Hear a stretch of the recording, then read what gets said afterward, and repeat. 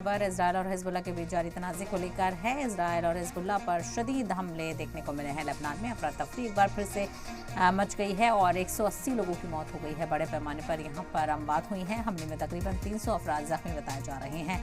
तो Israel Lebanon जंग में अब तक की सबसे ज़्यादा हलाकतें हुई हैं। ये हमले पर हिजबुल्लाह का बयान भी सामने आया है कि इजरायल पर जवाबी कार्रवाई की गई है। तो इजरायल और हिजबुल्लाह के बीच जो तनाज़ा है वो बढ़ता यहाँ पर जा रहा है। जंग तेज़ होती जा रही है।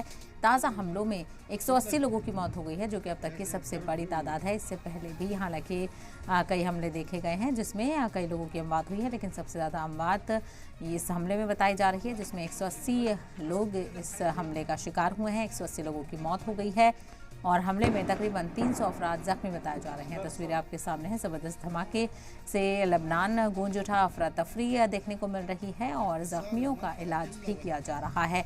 और इजरायल लेबनान जंग में अब तक की ये सबसे ज़्यादा हलाकतें हैं। इसको लेकर अफसोस का इजहार भी किया जा रहा है।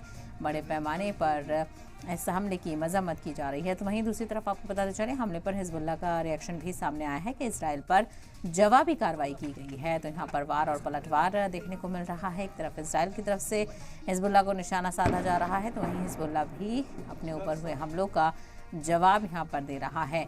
तो एक नई जंग यहाँ पर देखने को मिल रही है और इसका शिकार यहाँ पर लेबनान बना हुआ है।